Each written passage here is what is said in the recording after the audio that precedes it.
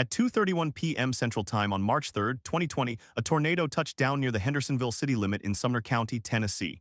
The National Weather Service had issued a tornado warning for the area 17 minutes earlier. The storm system that produced it had been tracked for hours. Radar showed a pronounced hook echo. Meteorologists on air urged people to take cover. What happened next would be measured in seconds, not minutes. The tornado moved northeast at roughly 45 miles per hour. Its path was narrow, only about 300 yards wide at its peak, but it stayed on the ground for more than 6 miles. It crossed Saundersville Road, then turned toward the center of Hendersonville. The first structures it struck were residential homes. Roofs were peeled off, exterior walls fell. A car was flipped onto its side. At 2:33 p.m., the Emergency Communications Center in Sumner County began receiving calls. Reports described debris in the air, a roar like a freight train, and people trapped inside collapsed houses. The tornado was not a direct hit on the downtown area. It carved through a corridor of subdivisions and small businesses. Strip malls lost their facades. A gas station canopy was crumpled. The local Walmart parking lot was littered with twisted metal and broken glass. At 2:35 p.m., the storm passed near the intersection of Vietnam Veterans Boulevard and Main Street. A nursing home took a direct hit. Staff had moved residents into interior hallways minutes earlier. The building lost its roof and several exterior walls. Water pipes burst. Ceilings collapsed. No one inside was killed, but many sustained injuries. The evacuation that followed required buses from the city transit system. By 2:38 p.m., the tornado had moved out of Hendersonville and into the rural areas toward Gallatin. The damaged swath was defined. In less than 10 minutes, a neighborhood had been transformed into a debris field. Power lines were down, trees were snapped at the base. Cars were stacked on top of one another. The first responders arriving on scene described a war zone. What happened? The storm was part of a severe weather outbreak that struck central Tennessee on the same day. Earlier that morning, the National Weather Service in Nashville had issued a moderate risk for severe thunderstorms across much of the state. The forecast discussion mentioned the possibility of long-track tornadoes. By midday, the atmosphere had become highly unstable. Warm, moist air from the Gulf of Mexico collided with a strong upper-level jet stream. The wind shear was extreme. Winds at the surface were from the southeast, while winds at altitude were from the southwest. This created a spinning motion that storms could amplify into tornadoes. The storm that produced the Hendersonville tornado formed near the Tennessee River in Perry County around noon. It traveled east-northeast, producing periodic rotation but not yet a tornado. At 1:47 p.m., the National Weather Service issued the first tornado warning for parts of Williamson County as rotation intensified. The storm crossed into Davidson County, passing just south of the Nashville International Airport. It produced a brief tornado near the intersection of I-24 and I-40, but that rope of damage was short. As the storm entered Sumner County, the rotation tightened. Radar indicated a tornado debris signature at 2:24 p.m. The warning went out. The county activated its outdoor warning sirens. The storm was moving fast, faster than people expected. In Hendersonville, the population was about 60,000. Many residents worked in Nashville and commuted home. The tornado struck on a Tuesday afternoon. Schools were still in session. Students at several schools were moved to hallways as the sirens sounded. In one elementary school, the roof of a portable classroom was torn off, but the classroom was empty. The timing could have been worse. The human cost: 5 people died in Hendersonville. Their names were reported in local news. A man and a woman in their 60s found in the rubble of their home on Ashwood Drive. A 32-year-old woman who lived alone on Braxton Way. A mother and her 12-year-old son killed when the family car was struck by debris while they tried to get to a safer location. There were more than 40 injuries, some critical. The hospital in Hendersonville treated people for lacerations, fractures, and head trauma. Patients were airlifted to trauma centers in Nashville.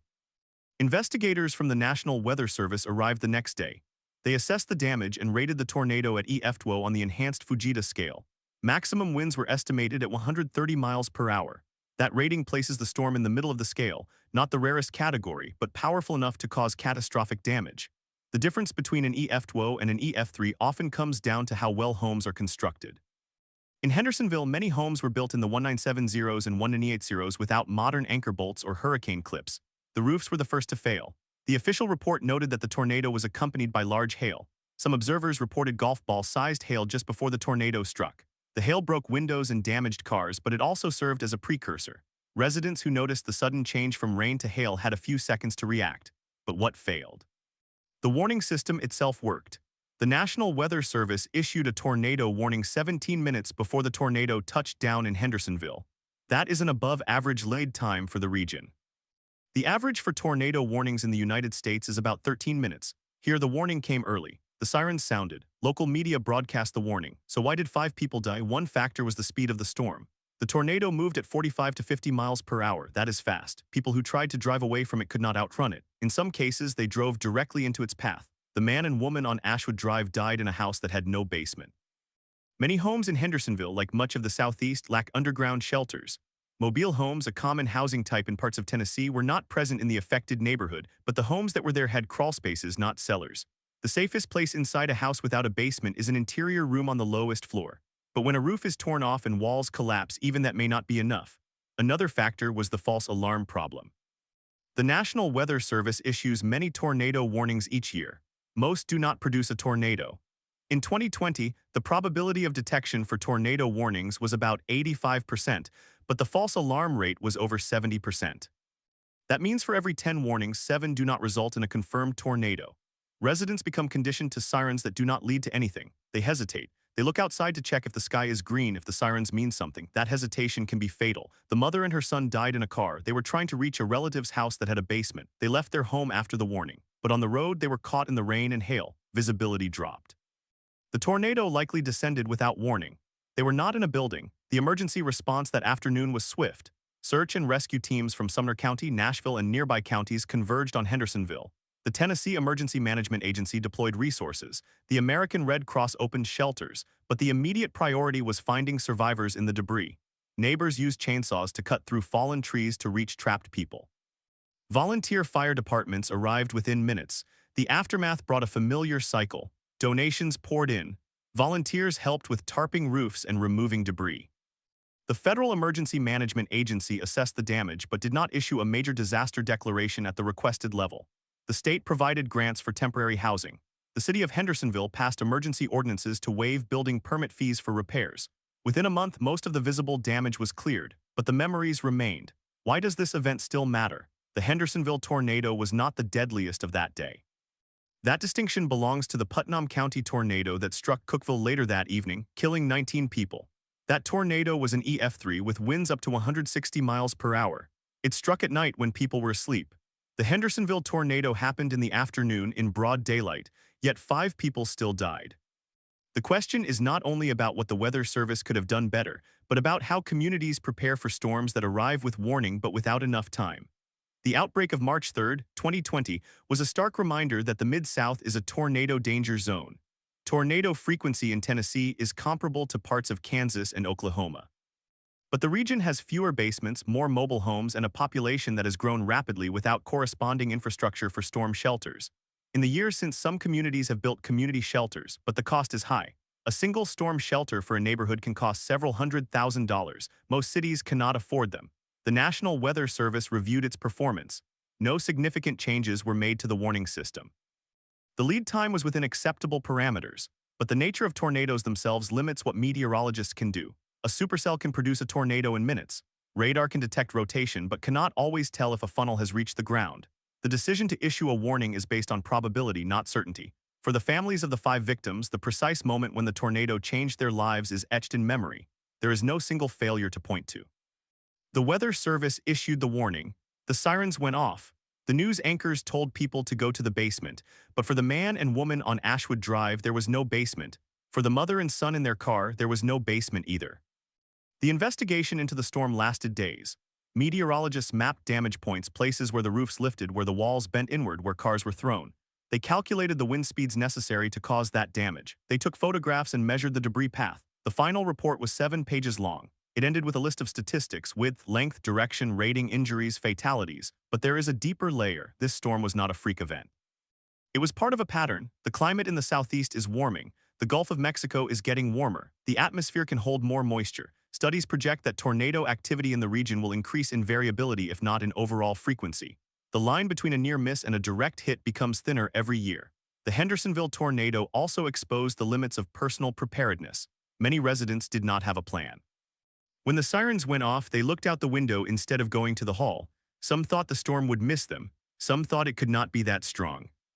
The disconnect between the virtual certainty of danger in a warning and the actual probability of a tornado at a given location is a psychological gap that no engineering can close. The event is still studied by emergency managers. Tabletop exercises now include scenarios with fast-moving tornadoes in populated areas. School drills have been updated. The county now has a dedicated storm shelter in the airport hangar that can hold 400 people. But the geography of Hendersonville means that many homes remain a 20-minute drive from the nearest public shelter. What happened in Hendersonville on March 3, 2020 was not an anomaly. It was a case study in how an ordinary tornado can cause extraordinary damage when it strikes precisely where the vulnerabilities meet the storm. The warning system gave time.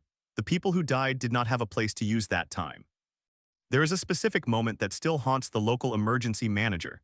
He received the warning at 2:14 p.m. He activated the sirens. He knew the storm was dangerous. He watched the radar loop turn red. He called the dispatch center to confirm that the schools had been notified. Then he waited. The tornado touched down at 2:31. By 2:33, the first report of a collapsed house came in. He drove to the scene. When he arrived, he saw a home that had been flattened. A family dog was sitting on a pile of boards, staring at nothing. The question he asks himself is not what could have been done differently. It is what can be done now. The answer is incremental: more shelters, better building codes, more public education. But the gap between a warning and safety remains a span of open ground. How could a storm that was predicted, warned, and tracked still kill 5 people? The answer lies in the physics of wind, the economics of construction, the psychology of risk, and the simple truth that no warning can replace a solid structure. That is the lesson of Hendersonville. It is a lesson that has been taught before and will be taught again. At 2:17 p.m. on March 3, 2020, a National Weather Service meteorologist in Nashville issued a new tornado warning for Sumner County. The rotation in the supercell had tightened. The velocity couplet on radar showed a clear hook echo. The warning was an update to the one issued at 2:13 p.m. It now included a specific polygon over Hendersonville. The lead time for the worst of the storm was estimated at 14 minutes. That number later became a point of contention. What happened next was a chain of decisions.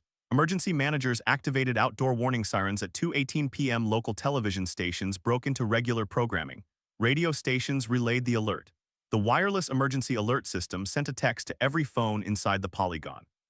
But the signal did not reach everyone. Some phones were on silent. Some residents had opted out of weather alerts. Some were driving and did not look at their phones until it was too late.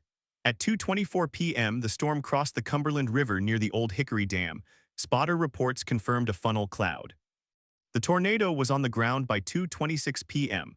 Although the official touchdown time recorded by the National Weather Service is 2:27 p.m., the discrepancy of 1 minute was later explained by the time it took for the funnel to descend through the rain-wrapped core. It was already causing damage before anyone could visually confirm it. The first structure struck was a small metal shed on a farm off Highway 301E. The shed was peeled apart like a tin can. The tornado then crossed a field and hit a subdivision called Ashwood Estates. The first house to suffer catastrophic damage belonged to a retired couple who had lived there for 22 years. The husband was in the living room when the roof lifted. He was thrown into the backyard. The wife was in the hallway, which collapsed. She survived with a broken pelvis. The husband died at 2:34 p.m., according to the paramedic who arrived on scene. The second fatality was a 58-year-old man who lived alone in a mobile home on Billy B. Drive. Mobile homes are the most vulnerable structures in a tornado. Even an EF2 tornado can roll and disintegrate a mobile home in seconds. This one was an EF2 when it crossed that part of the track. The man's body was found 50 feet from where the home had stood. He had no basement. He had no shelter. The warning came too late for him to drive anywhere. The third fatality was a 63-year-old woman in the same mobile home park. She lived in the unit next door. She did not own a car. She could not drive to a shelter. She called her daughter at 2:20 p.m. and said the sirens were going off. Her daughter told her to go to the bathtub. She said she would. That was the last conversation.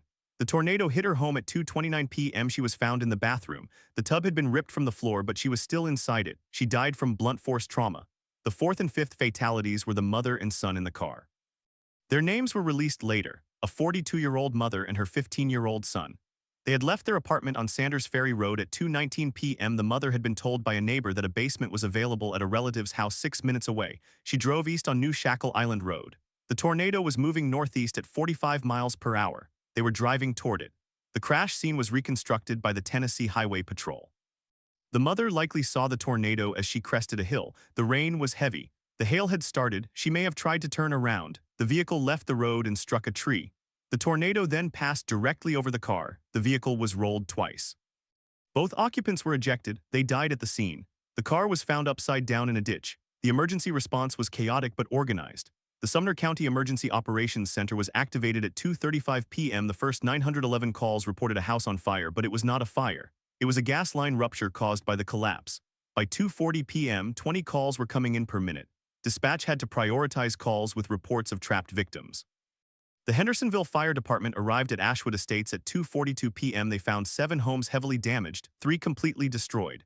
Search and rescue operations began without heavy equipment. Neighbors used crowbars in their hands to lift debris. One rescuer later described hearing a woman screaming from under a collapsed wall. He and 3 others lifted the wall using a car jack. The woman was pulled out alive. She had a broken arm and a punctured lung. She was airlifted to Vanderbilt University Medical Center. She survived. By 4 p.m., the immediate rescue phase was over. The known fatalities were 5. The injured were 37, 12 of those were critical. The search continued for another 2 hours to ensure no one was trapped in the rubble. By nightfall, the damage assessment had begun.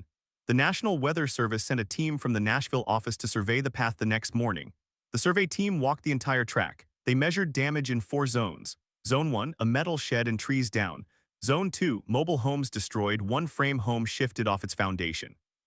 Zone 3, the Ashwood Estates subdivision, where roofs were removed and exterior walls collapsed. Zone 4, an industrial park on the eastern edge of Hendersonville, where a warehouse lost its roof and a tractor-trailer was overturned. The team assigned an EF2O rating with peak winds estimated at 130 miles per hour. The path length was 11.3 miles. The maximum width was 300 yards, but the rating was questioned by some local officials. They pointed to the complete destruction of a well-built brick home on Ashwood Drive. The home had been constructed in 2005 with roof straps and hurricane ties. The fact that it was leveled suggested winds higher than EF2O. The National Weather Service explained that an EF2O can still level a home if the construction is not reinforced to the highest standards. The roof straps were present, but the wall-to-roof connections had failed. The failure mode was consistent with upper-end EF2O winds. The investigation also looked at the warning timeline. The first warning was issued at 2:13 p.m. The tornado touched down at 2:27 p.m. That was 14 minutes of warning. The NWS considered that adequate, but the reality is that 14 minutes is not enough time for everyone. It takes 2 to 3 minutes for a siren to sound after activation. It takes another minute for a television or radio broadcast to reach a viewer. It takes at least a minute for a person to process the warning and decide to act. For a person in a mobile home or a car, those 14 minutes shrink to perhaps 7 or 8 minutes of effective decision time. And if that person has no safe place to go, the time is meaningless. The Hendersonville tornado exposed a fundamental problem in tornado safety, the gap between warning and shelter. The United States has one of the best tornado warning systems in the world. But the system only works if people have a place to go. In the Southeast, fewer than 10% of homes have basements. Mobile homes make up a significant portion of housing stock in rural and suburban areas. Community shelters exist, but they are few and far between. In Sumner County, there were exactly 2 public tornado shelters at the time of the storm. One was at the county fairgrounds, the other was at the airport. Together, they could hold about 700 people. The population of Hendersonville was over 60,000. The question of who died and why reveals a demographic pattern. The 5 victims were all over 40 except the 15-year-old boy. 3 were in mobile homes, 2 were in a vehicle, none were in a permanent structure with a basement. The average income of the victims was below the county median. This is not a coincidence. Tornado deaths disproportionately affect the poor, the elderly, and those without access to safe shelter. It is a pattern that repeats in every outbreak. The day after the storm, the governor of Tennessee declared a state of emergency for 41 counties. The National Guard was activated. Shelters were opened for displaced residents. The American Red Cross set up a service center at the Hendersonville Community Center. By March 5th, nearly 1,000 applications for assistance had been filed with FEMA, but FEMA denied most of them. The damage was not severe enough to qualify for individual assistance. The threshold for a major disaster declaration requires a certain level of uninsured damage. In Hendersonville, many homeowners had insurance. Those who did not were left with little help. The insurance claims process itself became a second disaster for some families. Adjusters were overwhelmed. Disputes arose over whether damage was caused by wind or water. Tornado damage is typically covered, but water damage from rain entering through a broken roof may not be. Some policyholders waited months for settlements. Others received only partial payments. One family in Ashwood Estates sued their insurance company after being denied coverage for structural repairs. The case was settled out of court for an undisclosed amount. The long-term recovery took years. The mobile home park on Billy B. Drive never reopened. The land was purchased by the county and converted into a green space with a memorial bench. The Ashwood Estates subdivision was rebuilt, but with stricter building codes. The city of Hendersonville adopted an ordinance requiring all new homes to have a safe room or a storm shelter, but the ordinance only applied to new construction. Existing homes were grandfathered. The vast majority of homes in the city still had no shelter. The National Weather Service conducted a service assessment of the March 3rd outbreak. The report highlighted the need for improved communication of tornado risk. It recommended that the NWS develop a system that differentiates between a tornado watch, a warning, and an emergency. The term tornado emergency had been used for the Cookeville tornado, but not for the Hendersonville tornado. The meteorologist in Nashville later said that if he had known the damage would be that severe, he would have used the emergency wording. But at the time, he had no ground confirmation of a tornado until after it had already hit. The report also noted that the wireless emergency alert system had delays. In some cases, alerts arrived 5 to 10 minutes after the siren activation. For a storm moving at 45 miles per hour, that delay meant the tornado was already on the ground by the time some phones buzzed. The Federal Communications Commission later reviewed the alert system and mandated faster delivery times, but the changes were incremental. Why does this event still matter? Because it is a pattern that repeats. The same vulnerabilities exist today. The same gaps in shelter, warning, and response persist. The tornado that hit Hendersonville in 2020 was not exceptional in its strength. It was not a once-in-a-century storm. It was a routine weather event that intersected with a vulnerable population, and that intersection is the real story. The families of the victims continue to advocate for change. The mother of the 15-year-old boy who died in the car started a nonprofit to fund storm shelters in mobile home parks. She raised enough money to install 3 shelters in Sumner County, but the scale of the problem dwarfs any charitable effort. There are over 200 mobile home parks in the county. Each shelter costs about $50,000. The total need is in the tens of millions. The emergency manager who drove to the scene on March 3rd still works for the county. He has pushed for a county-wide shelter plan, but funding has been denied by the county commission multiple times. The cost of building shelters is too high, they say. The county budget is tight. The last time he presented the plan in 2023, he was told to find a federal grant. He applied. He is still waiting. The meteorological lesson of the Hendersonville tornado is that even the best warnings cannot save everyone. The social lesson is that tornado preparedness is not just a weather problem. It is a housing problem, an economic problem, and a public health problem. The people who died were not ignorant of the danger. They simply had no safe place to be. In the years since the storm, the city of Hendersonville has grown by nearly 8,000 people. New subdivisions have been built. Few have community shelters. The building code now requires safe rooms in new homes, but that requirement has been challenged by developers who argue it adds too much cost to a home. The city council voted to keep the requirement, but enforcement is weak. A home can pass inspection even if the safe room is not built, as long as the builder promises to add it later. Many never do. There is a memorial in Hendersonville. It is a small plaque near the entrance of the mobile home park that no longer exists. It lists the names of the 5 victims. It was paid for by the families. There is no official city marker. The tornado of March 3, 2020 is fading from public memory. Most residents who moved to the area after that date do not know it happened. But for those who were there, the sound of wind is different now. They watch the sky differently. When the sirens go off, they do not look outside. They go to the hall. They take cover. They know that a 14-minute warning is not enough time to argue with fate. It is only enough time to find the safest place you can. And if that place is a car or a mobile home, you are already out of time.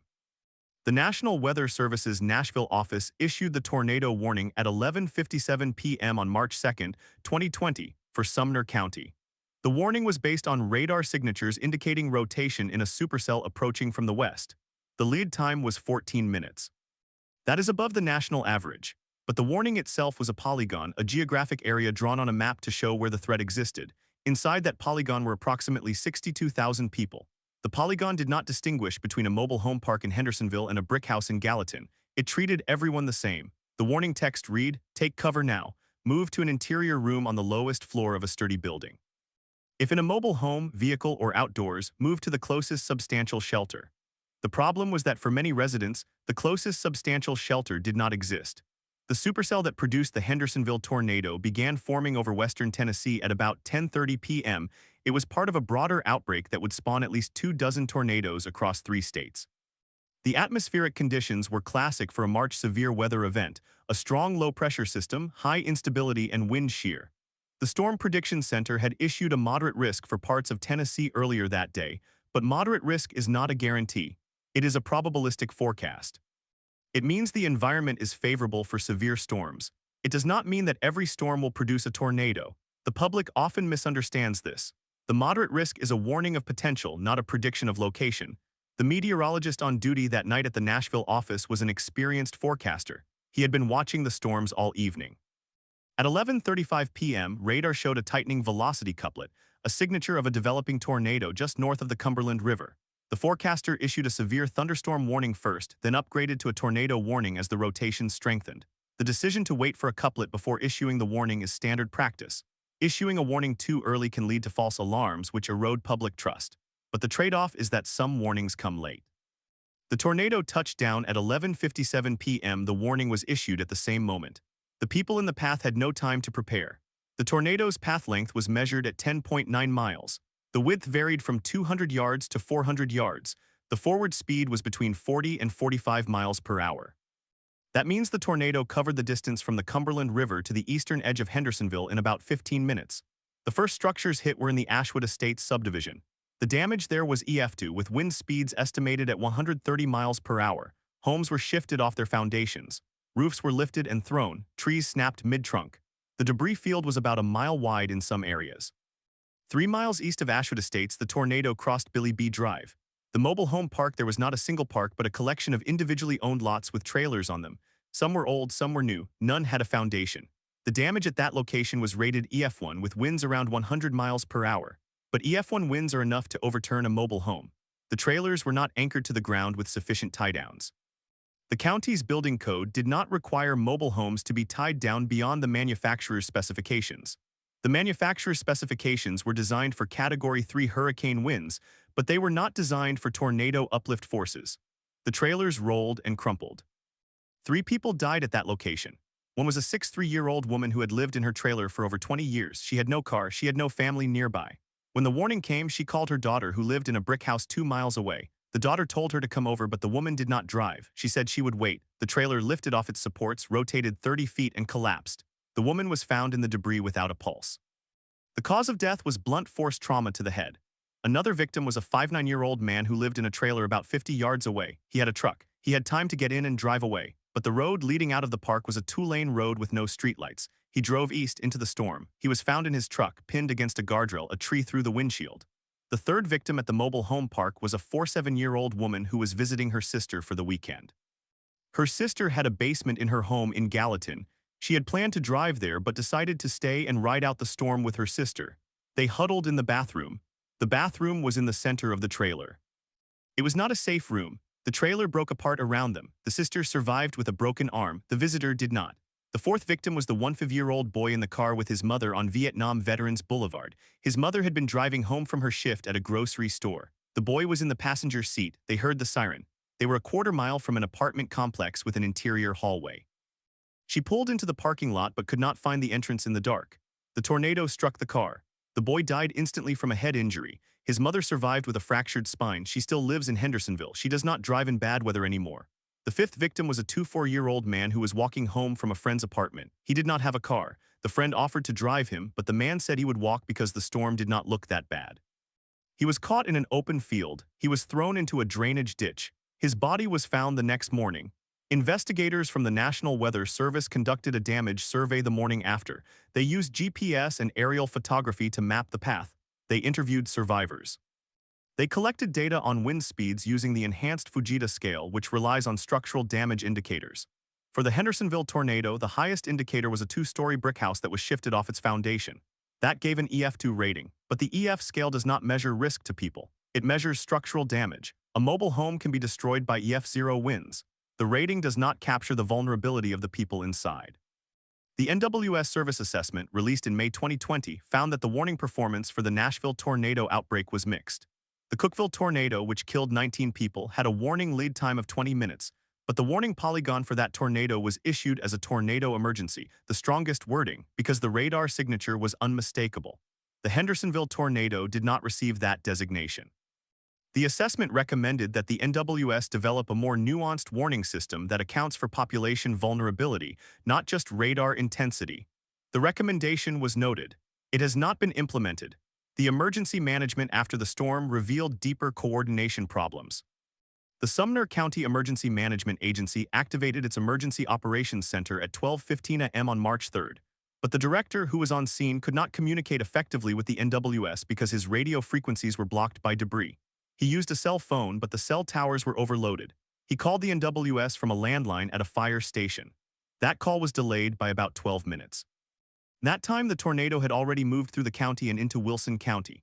The response from local law enforcement was swift. Sheriffs, deputies, and state troopers arrived within minutes. They set up roadblocks. They began search and rescue, but the search was hampered by the dark. The tornado had occurred at midnight. Power was out over a wide area. Generators at fire stations supplied light, but the debris field covered multiple square miles. Firefighters worked by flashlight. They called out. They listened for voices. They found the boy in the car first because the car had its hazard lights on. The woman in the trailer was not found until 3:15 a.m. She was buried under insulation and drywall. The man walking home was found at dawn by a volunteer on horseback. The recovery phase was marked by volunteerism. Neighbors helped neighbors clear debris. Church groups brought food and water. The local high school opened as a shelter for those displaced, but the shelter could only hold about 300 people. By March 4th, over 700 people had registered for assistance. Many slept in their cars or in the homes of relatives. The Red Cross set up cots in the gymnasium, but the cots were thin and the building had no showers. The Federal Emergency Management Agency, or FEMA, sent a preliminary damage assessment team to Hendersonville on March 6th. They estimated that about 150 homes were destroyed or had major damage, and about 400 had minor damage. But the threshold for a major disaster declaration required at least 1,000 homes with damage that rendered them uninhabitable. Sumner County fell short. The state of Tennessee applied for individual assistance on March 10th, but FEMA denied it on March 21st. The denial was based on the number of insured losses. Those without insurance were effectively left to rebuild on their own. The lack of federal assistance forced local governments to rely on state funds and private donations. The Tennessee Emergency Management Agency provided $500,000 in grants for debris removal and emergency protective measures. But that money was for public infrastructure, not for individuals. The city of Hendersonville spent about $300,000 on overtime for emergency workers and cleanup. The city council later approved a $2 million bond for storm shelter construction, but the bond was tied to a sales tax referendum that failed in the November 2020 election. Voters said they could not afford the tax increase during the pandemic. The pandemic itself complicated the recovery. March 2020 was the beginning of COVID-19 lockdowns in Tennessee. Shelters had to limit capacity to maintain social distancing. Volunteers wore masks and gloves. The Red Cross suspended in-person casework for 2 weeks. Families who lost their homes during the tornado were also losing their jobs during the pandemic. The combined stress was overwhelming. One survivor described it as the cruelest timing I have ever known. The tornado outbreak of March 2nd, 2020 resulted in 25 deaths across Tennessee. Over 300 people were injured. The total property damage was estimated at $1.6 billion, but disasters are not measured by money alone. The Hendersonville tornado was a warning about a larger failure in American preparedness. The Southeast is the region with the highest tornado fatality rate in the country. It is also the region with the highest percentage of mobile homes, the lowest percentage of basements, and the highest percentage of nocturnal tornadoes. The night of March 2nd, 3 was the perfect storm of those vulnerabilities. In the years since, the National Oceanic and Atmospheric Administration has funded research into vulnerability-based warnings. The idea is to issue warnings that tell people not just that a tornado is coming, but what they should do based on where they are. A person in a mobile home should receive a different warning than a person in a basement. But the technology to do that at scale does not yet exist. The wireless emergency alert system can target a geographic area, but it cannot target a housing type. The result is a one-size-fits-all message that fits no one completely. The legacy of the Hendersonville tornado is seen in the small changes that have been made. The city now has a voluntary registry for people with disabilities who may need assistance during a warning. The registry has about 200 names. County has installed 3 new warning sirens in areas that were previously not covered. The sirens cost $30,000 each. There are still gaps. The mobile home park that was destroyed is now a grassy field. The new park that was built a mile away has a community shelter, but the shelter is not required by law. It was built with donations from a church group. When asked why more shelters were not being built, the county commissioner said, "The money has to come from somewhere. We can't print it." The survivors still carry the weight. The mother who lost her son drives past the memorial every day. She says the plaque is too small. She says people walk past it without seeing it. She has pushed for a larger monument, but the city council says it is not a priority. The father who lost his wife in the trailer moved to a brick house with a basement. He says he will never live in a mobile home again. He says it was not a home, it was a coffin with windows. The question that lingers is not whether the tornado could have been predicted. It was predicted. It was warned. The question is whether a society that can warn people of a tornado can also provide them a place to survive it.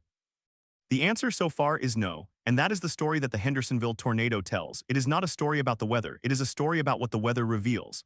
On the 10th of March 2020, the Sumner County Commission held a special session to discuss the tornado response. The meeting lasted 3 hours. The commissioners voted to request a disaster declaration from the state. The request was approved the next day, but the federal declaration was denied. That decision would shape the recovery for months. The county was left to manage with state funds and private donations. The budget was already strained by the early days of the pandemic. The tornado had struck at a moment when the government had no extra resources to give. The denial of federal assistance meant that individuals could not apply for grants from the Individuals and Households Program. That program provides up to $33,000 for housing repairs, rental assistance, and medical expenses. For the families in Hendersonville who had lost everything, $33,000 might have covered the down payment on a new mobile home. Without it, many were forced to rely on personal savings, credit cards, and church fundraisers. The local food bank reported a threefold increase in demand in the weeks after the storm. The need did not subside for over a year.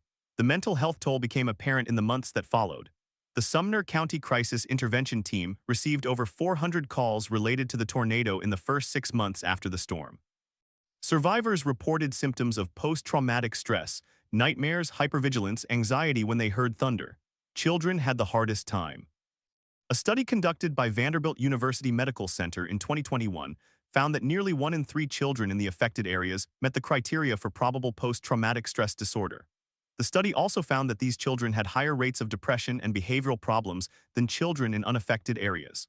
The researchers noted that the combination of tornado trauma and pandemic isolation created a perfect storm for long-term mental health problems. How could this have been prevented? The question is not merely about tornado shelters. It is about the broader infrastructure of warning and response.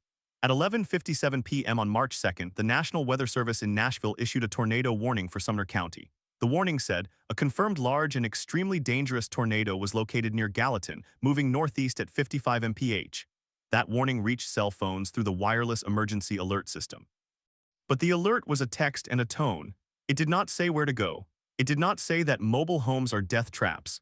It did not say that you should put on shoes and a helmet and get into a bathtub if you had no basement.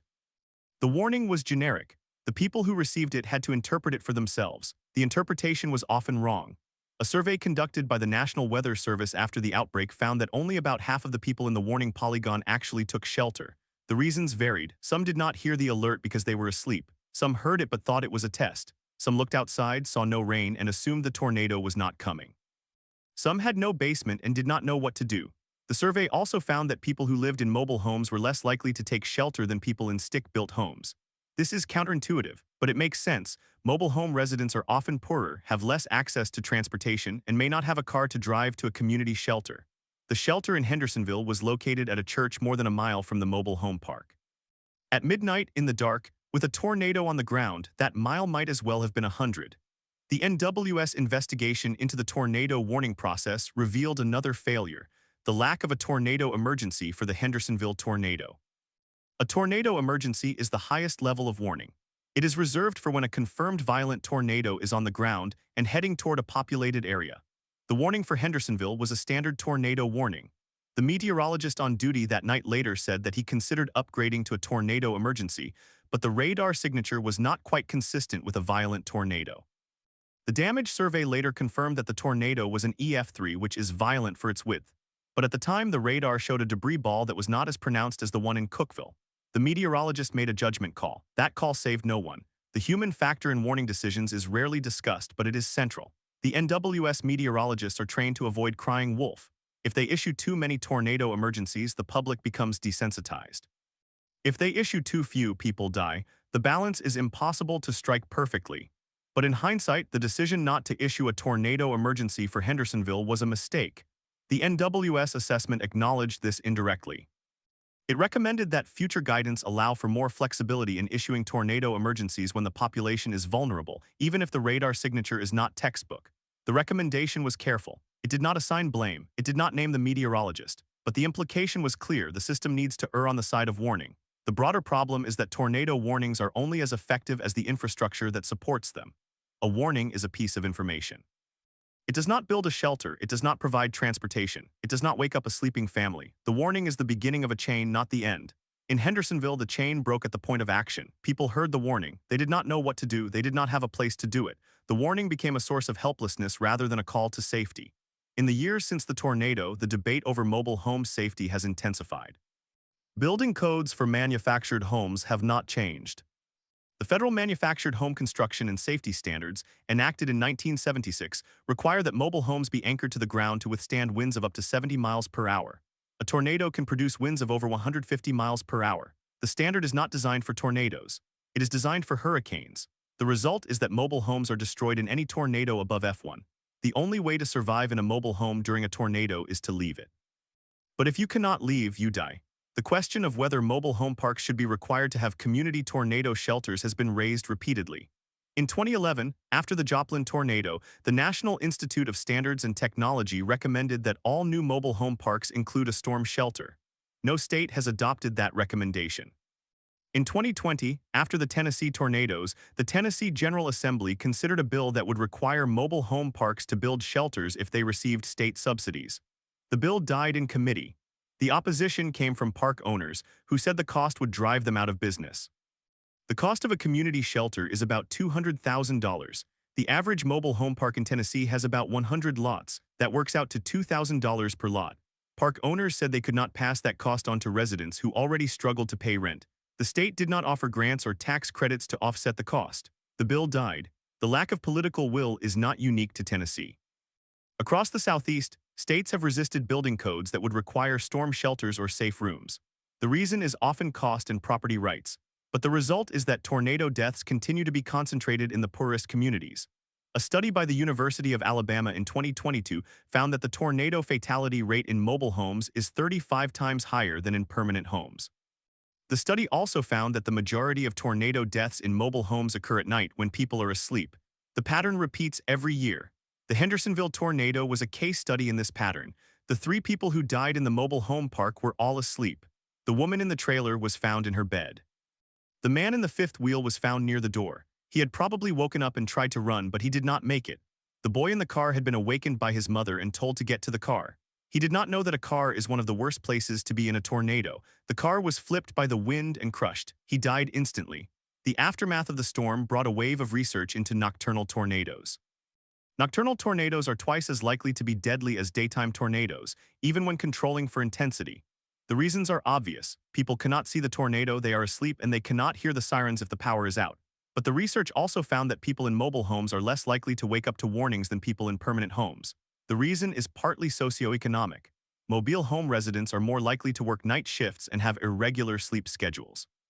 They are also more likely to have hearing problems or to sleep with the television on, which masks the sound of the alert. The NWS has experimented with using a special tone for nighttime warnings that is designed to cut through ambient noise. But the tone is not required by any regulation. It is optional. Most cell phone manufacturers have not implemented it. The research also found that people who live in mobile homes are more likely to have their phones on silent or vibrate at night. The reason is that they receive more spam calls or they do not want to be woken by telemarketers. They disable the emergency alert sound. The NWS has no control over phone settings. The system relies on the user to keep the alert volume high. Many do not. The cultural dimension is also important. In the rural South, tornado warnings are common. People become desensitized. They ignore warnings because they have heard them 100 times before. The psychology of familiarity is a known barrier to action. The NWS tries to counter this by using language that is specific and urgent, but the words can only do so much. The people who ignored the warning in Hendersonville were not stupid. They were tired. They had heard warnings before that had not come true. They took a chance. That chance killed them. The story of the Hendersonville tornado is not unique. It is a story that plays out in every tornado season across the Southeast. In March 2021, a tornado outbreak in Alabama killed 6 people, all in mobile homes. In December 2021, the Western Kentucky tornado outbreak killed 57 people in a single night. More than half were in mobile homes. In March 2022, a tornado in New Orleans killed 1 person in a mobile home. The pattern is monotonous. The question is why we accept this pattern. The answer is complicated. It involves the economics of poverty, the politics of land use, the limits of technology, and the inertia of bureaucracy. But it also involves a moral choice. A society that knows mobile homes are death traps and does nothing to protect them is a society that has decided that some lives are not worth the cost of saving. That is a hard statement, but it is supported by the evidence.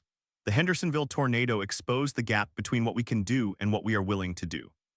The NWS can issue warnings. The county can install sirens. The state can pass laws, but none of those actions will save a person who has no shelter to run to. The only solution is to provide shelter, and that costs money. The money is not being spent. In the summer of 2020, the city of Hendersonville installed a new warning siren on the site of the destroyed mobile home park. The siren stands on a pole in the middle of a grassy field. The field is now empty. The city paid for the siren with a grant from the Department of Homeland Security. The grant was for $50,000. The same grant could have paid for a community shelter, but the shelter would have required land, maintenance, and insurance. The siren was cheaper. The siren does not save lives, it only makes noise. The survivors of the tornado know this.